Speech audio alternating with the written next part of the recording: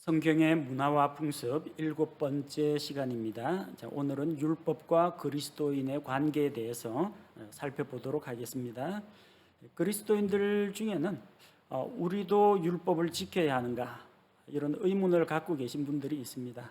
아마 신앙생활을 하다가 한두 번은 이런 고민을 해보셨을 겁니다. 내가 율법을 지켜야 하는가?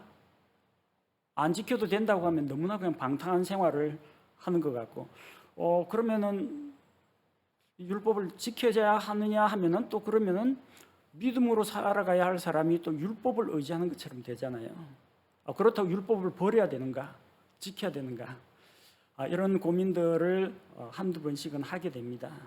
우리는 그리스도인으로서 율법의 행위와는 상관없이 믿음으로 구원받은 그리스도인으로서 율법을 지켜야 할까요? 버려야 할까요? 아니면 율법에 대해서 우리가 어떠한 태도를 가져야 할까요? 한번 생각해 봐야겠습니다. 자, 그리스도인은 율법을 지켜야 한다라는 생각을 갖는 율법주의자는 아닙니다. 사람은 율법의 행위가 아니라 하나님의 은혜로 믿음을 통해서 구원을 받기 때문입니다. 이미 믿음으로 구원받은 그리스도인은 율법을 지켜야 할 의무가 없습니다. 만약 누군가가 율법을 지킴으로써 자기의 구원을 이루려고 하거나 아니면 내가 구원받았는데 율법을 지킴으로써 구원이 완전하게 된다고 생각하는 사람이 있다면 그건 잘못된 믿음입니다. 만약에 하나님의 은혜를 의지하지 않고 내가 율법의 행위를 의지한다면 그런 사람은 율법 전체를 다 지켜야 합니다. 지난 시간에 이야기했죠. 구약시대의 율법이 자그마치 613가지가 된다고 했는데 그 많은 걸 다 지켜야 한다는 겁니다. 그 중에 하나라도 어기면은 죄인입니다. 다 지켜야 합니다. 율법을 의지하는 자는 율법 전체를 지켜야 하는 그런 의무를 가진 자입니다. 그러나 그리스도인은 그런 의무가 없습니다. 왜 없습니까? 예수님께서 다 이루셨기 때문입니다.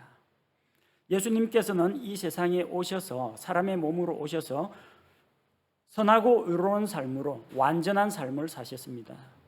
흠없는 삶을 사셨고 아무도 예수님의 거룩하심에 대해서 이의를 제기하지 못했습니다. 아무도 죄로 예수님을 책잡지 못했습니다. 빌라도는 나는 그분에게서 어떠한 잘못도 찾을 수 없노라. 공적인 법정에서 그렇게 선포했습니다. 예수님은 죄가 없는 삶을 사셨습니다. 하나님의 율법을 우리 대신 다 이루셨습니다. 또한 그분의 십자가의 대속의 죽음은 예수님은 죄가 없지만 죄인들을 대신해서 죽으심으로 말미암아 의로운 대속의 죽음을 통해서 율법의 요구, 죄인들에게 율법이 요구하는 것이 무엇입니까? 죄의 삭은 사망이요, 사망 생명입니다. 예수님께서는 자기의 생명을 대신 하나님 앞에 바쳤습니다. 우리를 대신해서 자신이 흘린 의로우신 피로 우리 죄값을 대신 지불하신 것입니다. 그래서 율법의 요구사항은 우리는 율법을 감당할 수가 없지만 예수님께서 우리 대신 율법의 요구 조건을 다 만족시켜 주셨습니다.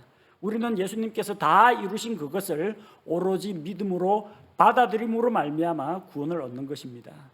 그래서 우리는 율법을 지켜야 하는 의무를 가진 자는 아니라는 겁니다. 율법주의자가 아닙니다. 자, 그러면 그리스도인은 그래 율법 이제는 율법에서 자유롭게 되었고 해방되었고 살인하지 말라, 간음하지 말라, 도둑질하지 말라 했는데 이 율법 이제 다 필요 없어. 나는 여기에 아무런 제한을 받지 않고 구속을 받지 않고 자유롭게 살 수 있는 존재야. 이런 사람을 가리켜서 율법 폐지론자라고 합니다. 하지만 그리스도인은 율법 폐지론자가 아닙니다. 예수님께서 오신 것은 율법을 폐하기 위해서 오신 것이 아닙니다. 율법을 완성하기 위해서 오셨습니다. 율법은 폐할 수가 없습니다. 지난 시간에 배웠죠. 율법은 거룩하신 하나님의 말씀입니다. 율법은 선하고 의로운 것입니다. 하나님의 말씀인 율법은 없어지지도 않고 변하지도 않습니다. 그러니까 폐지가 안 된다는 이야기예요. 마태복음 5장 18절 말씀에 진실로 내가 너희에게 이르노니 하늘과 땅이 없어지기 전에는 율법에서 1.1획도 결코 없어지지 아니하고 마침내 다 성취되리라. 율법의 말씀은 없어지지 않습니다. 반드시 다 성취가 됩니다. 율법 폐지론자들, 쉽게 말하면은 자유가 아니라 방종을 즐기는 자들, 자기 마음대로 방탕하게 살려고 하는 자들은 율법에서 해방되었다라고 하면서 하나님의 말씀인 율법에 복종하지 않습니다. 그러나 갈라디아서 5장 13절은 이렇게 경고하고 있습니다. 갈라디아서 5장 13절, 형제들아 너희가 부르심을 받아 자유에 이르렀으나 오직 자유를 육신을 위한 기회로 쓰지 말고 사랑으로 서로를 섬기라고 했습니다. 율법에서 해방되었으니까 이제는 율법이고 뭐고 법이고 하나님의 말씀이고 안 지켜도 된다, 그런 의미가 아닙니다. 우리는 죄에서 자유롭게 되었고 율법에서 자유롭게 되었는데 그 자유를 가지고 자기의 육신과 자기의 정욕을 위해서 살지 말고 사랑으로 서로를 섬기라고 했습니다. 그리스도인은 율법 폐지론자가 아닙니다. 우리는 율법이 가치가 없다거나 율법이 필요 없다 그렇게 생각하지 않습니다. 율법은 여전히 하나님의 말씀이며 그 율법은 하나님의 거룩하심과 하나님의 진리를 드러내며 사람들로 하여금 죄가 무엇인지 깨닫게 해주는 말씀이기 때문입니다. 자, 그러면 그리스도인은 율법을 지켜야 할 의무가 있는 자도 아니고 율법을 버려야 하는, 버리고 방종한 삶을 사는 폐지론자도 아니면 도대체 그리스도인은 율법에 대해서 어떤 생각을 가져야 하느냐? 그리스도인과 율법 사이의 관계에 대해서 알아보도록 하겠습니다.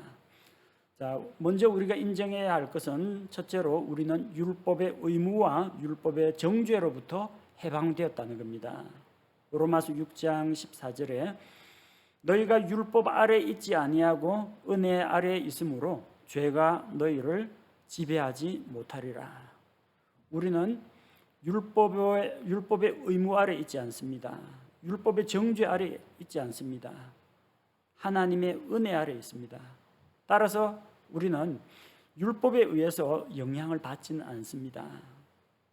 그렇다고 해서 우리가 율법이라는 범주를 벗어나서 마음껏 자유롭게 살 수가 있느냐, 방탕하게 살 수 있느냐, 그럴 수가 없다라는 거예요.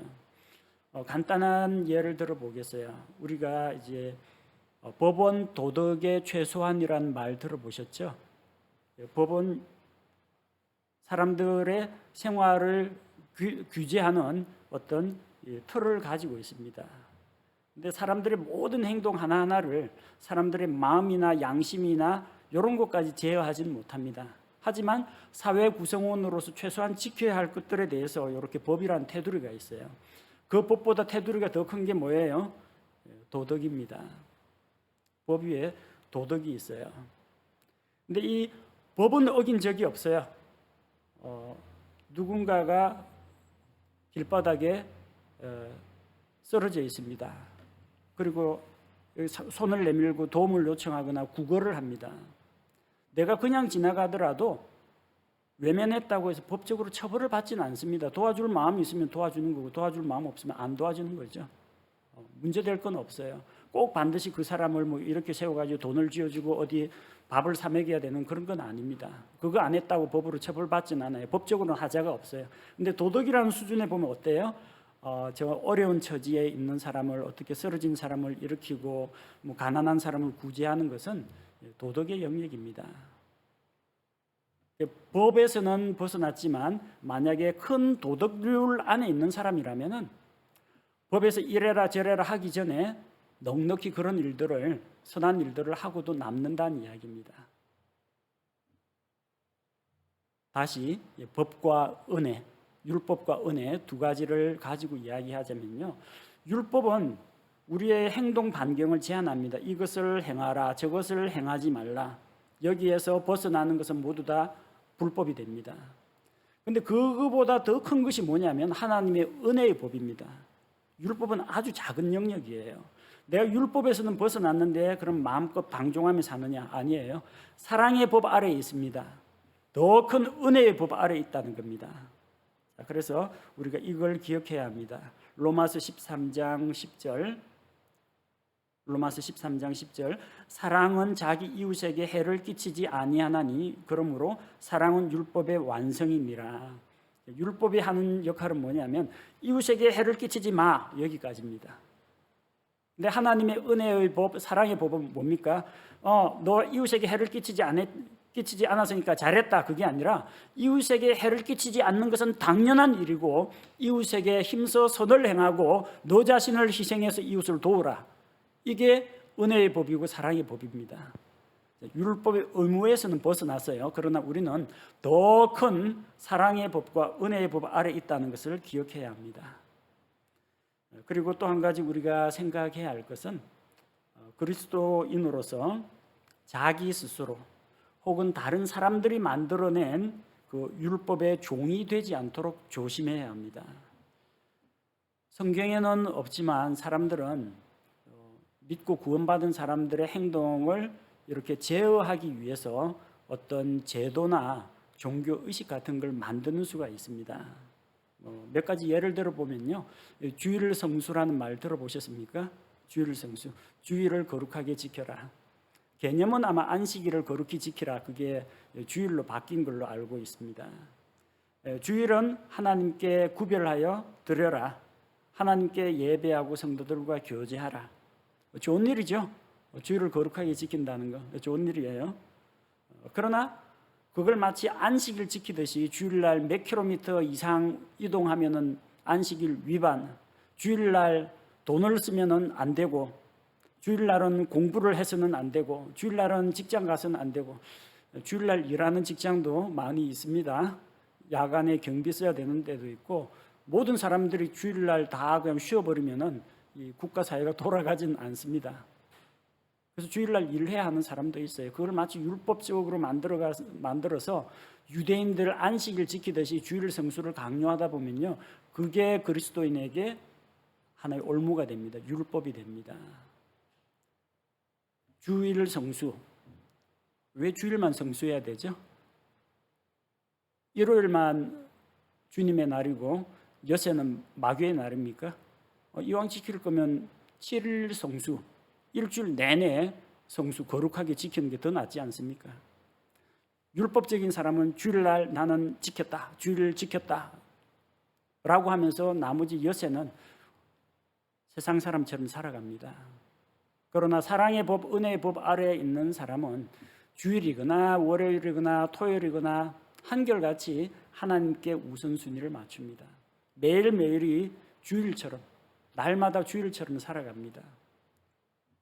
주일 지켰다, 안 지켰다, 이런 율법적인 수준에 머물러 있겠습니까? 아니면 나의 삶 전체가 하나님의 것입니다 하고 더 큰 은혜의 법 아래에 있겠습니까?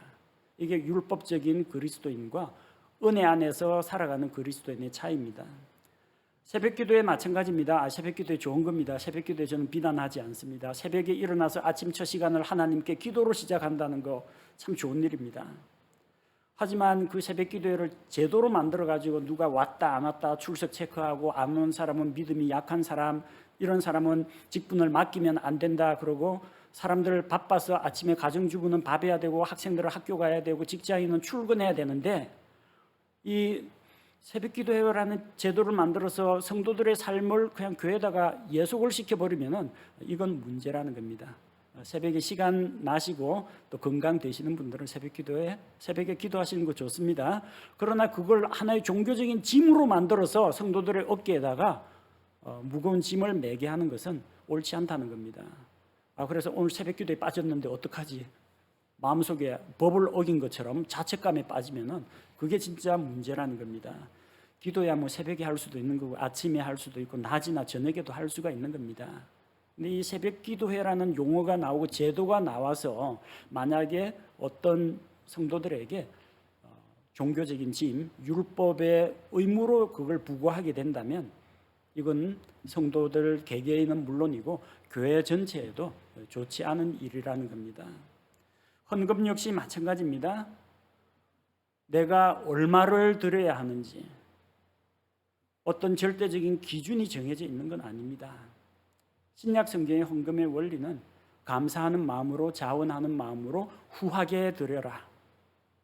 계획을 세워가지고 억지로 드리지 말고 계획을 세워가지고 자기가 할 수 있는 한도 내에서 후하게 드리라는 것이 신약 성경의 가르침입니다. 근데 11조를 해라, 10의 2조를 해야 한다, 이런 말들이 나오면서 하나님께 드리는 이런 것이 마치 월급에서 세금 떼는 것과 같이 의무가 되고 부담이 된다면 그때는 헌금이 나에게는 율법의 짐이 되어버리는 겁니다.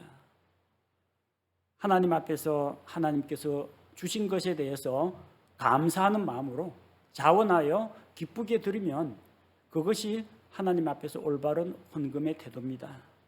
헌금을 율법적으로 딱 계산해가지고 바리새인들 하듯이 전체 가운데에서 10분의 1, 10% 해가지고 딱 10원짜리, 1원짜리 하나까지 딱 챙겨서 딱 드리고 그 다음 뭐합니까? 10분의 9는 내 거다. 이러면 안 됩니다. 율법에 매여 사는 사람은 10분의 1, 요거 안 어기는 데 초점을 두고 있습니다. 은혜 안에 사는 그리스도인은 이 10분의 10 전체가 다 하나님의 것인데 하나님 저한테 후하게 주셔서 감사합니다. 하나님을 위해서도 떼어드리고 제 생활에 필요한 것도 사용하고 다른 사람에게 나눠주는 데도 사용하겠습니다. 이 넉넉한 마음을 갖고 있어야 돼요. 이게 율법에 매이지 않고 은혜 아래 살아가는 그리스도인의 모습입니다. 우리는 율법에서 해방된 존재입니다. 그래서 아주 작은 이런 부분을 제어하는 율법에 매여서 아둥바둥하지 말고 하나님께서 우리에게 주신 넉넉한 마음, 하나님의 크신 은혜, 하나님의 크신 사랑의 법 아래서 살아가면요, 율법의 문제는 자연스럽게 해결이 됩니다.